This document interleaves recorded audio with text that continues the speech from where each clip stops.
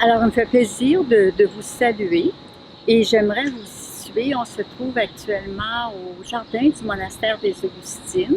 Vous voyez derrière moi ce monastère que nous avons légué à la population québécoise il y a maintenant 5 ans. Non seulement on a légué des bâtiments, des terrains, des collections muséales et archivistiques, on a voulu inscrire aussi la mission sociale au cœur de ce legs. Pour nous, c'est très important. Ce monastère était un lieu de vie des soignants. Hein? On travaillait à l'hôpital, on arrivait après l'hôpital, on avait une porte à traverser, on était rendu au monastère. C'était pour nous un lieu de ressourcement et pour se remettre de la journée qu'on venait de passer et des émotions qu'on avait pu vivre dans la journée. Alors pour nous, c'est important que ce lieu continue d'être une maison, un lieu d'accueil pour les aidants naturels, les accompagnateurs de malades, les soignants, les soignantes. En fait, des personnes qui prennent soin d'autres personnes beaucoup plus vulnérables. Dans ce temps de pandémie que nous vivons, on s'est dit qu'est-ce qu'on peut faire pour venir en aide à ces soignants, soignantes qui nous tiennent à cœur.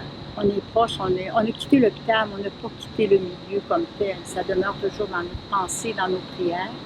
Alors bien sûr, oui, on porte tout ce personnel, tout ce monde de la santé, les malades, on les porte dans notre prière. On s'est demandé quel geste on pouvait faire de plus, concrètement, pour prouver notre amitié et l'intérêt que nous leur portons actuellement.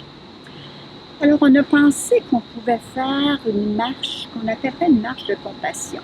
C'est pas un marathon, là. On ne courra pas un marathon, on a une moyenne d'âge de 85-86 ans. On va marcher, mais une marche consciente, en portant dans notre cœur et dans notre prière aussi toutes les personnes qui se dévouent actuellement sur le terrain, se dévouent corps et âme sur le terrain pour venir en aide à d'autres. Alors, cette marche-là, on va la faire pendant 20 jours de temps, à raison d'1 heure par jour. Alors, nous sommes 9 religieuses ici. Évidemment, toutes les religieuses ne pourront pas marcher 1 heure de temps. Peut-être qu'il y en a qui vont pouvoir faire 10 minutes, 15 minutes. C'est pas grave, ça va être une marche à relais. D'autres vont prendre le relais, mais on va faire notre heure dehors.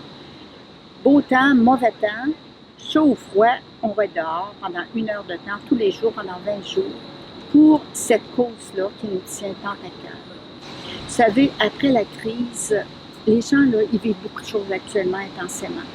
Mais après, quand ce sera fini, quand la poussière va retomber, il y en a qui vont vivre des drames intérieurs. Ils ont refoulé beaucoup de souffrance, beaucoup de fatigue aussi. Ça va leur prendre un lieu pour se refaire, se recueillir, c'est-à-dire se cueillir à nouveau et repartir. C'est certain que tout ce que vous ferez, vous donnerez, sera remis à la cause directement. Alors, je vous remercie sincèrement et nous allons marcher en pleine conscience pour tous les soignants et les soignantes.